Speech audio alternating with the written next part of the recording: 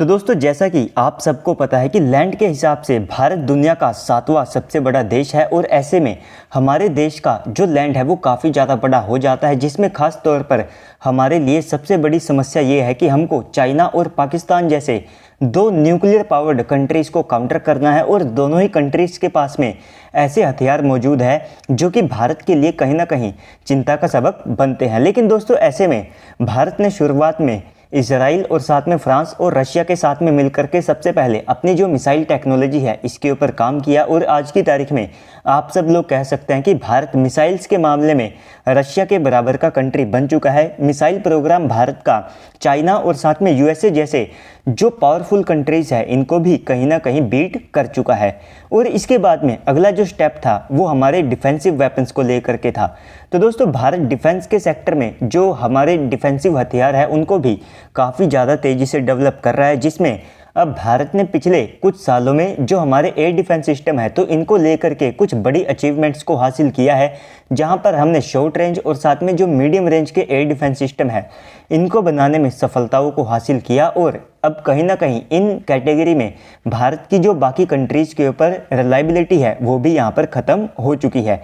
लेकिन इसके बाद में अब DRDO ने एक बड़ा कार्ड खेला है जिसको हम यहाँ पर और DRDO ने अपने XRSAM या फिर जिसे अब प्रोजेक्ट कुशा कहा जाता है तो इसको लेकर के काफ़ी सारी जो डिटेल्स है इनको अनवील किया है। कितनी स्क्वाड्रंस में इसको भारतीय वायुसेना के बेड़े के अंदर एक्टिव किया जाएगा, तो यहाँ पर काफ़ी सारी जानकारियाँ सामने निकल करके आई है, जिसमें सबसे पहले हम इसके जो multi layer air defence system के तौर पर ये भारत के लिए काम करने वाला है उसके बारे में बात कर लेते हैं। तो इसमें बेसिकली भारत 3 अलग अलग मिसाइल्स का इस्तेमाल करने वाला है, जैसा कि S-400 के अंदर आप सब लोगों को 4 अलग अलग कैटेगरी की जो मिसाइल सिस्टम है वे देखने को मिलते हैं।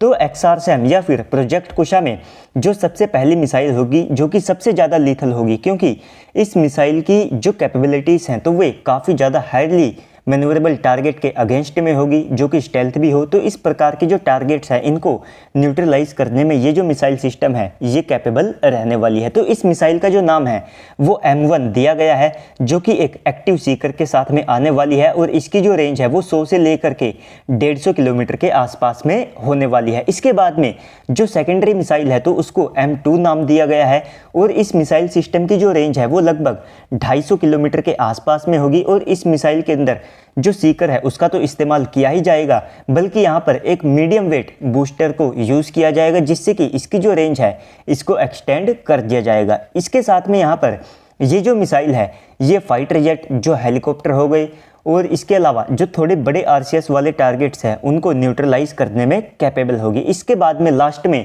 जो इसकी सबसे ज़्यादा लंबी दूरी तक मार करने वाली मिसाइल आएगी तो उसे M3 नाम दिया गया है, जिसकी रेंज 350 किलोमीटर के आसपास में होगी।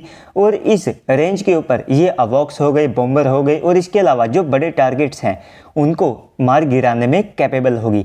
तो यहाँ पर एक बड़े बूस्टर का इस्तेमाल किया जाएगा और साथ में सीकर इसके अंदर रहने वाला है।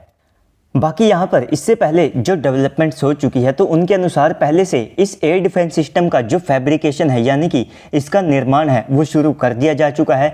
आप सब लोगों को 2025 में इसके जो बड़े ट्रायल्स और साथ में टेस्ट हैं वे कंडक्ट होते हुए दिखाई देंगे। साथ ही साथ यहाँ पर इसके लिए 21,000 करोड़ की जो अमाउंट्स हैं वो यहाँ पर लगने वाली है। और इसके बाद में भारतीय वायुसेना, थल सेना और नौसेना के लिए यहाँ पर एक multi layer air defence system तैयार हो जाएगा, जिसे आप भारत का देसी S-400 भी कह सकते हैं। तो दोस्तों, ओवरऑल इस सारी वीडियो के बाद में अब आप सबको क्या लगता है कमेंट सेक्शन में बताइएगा।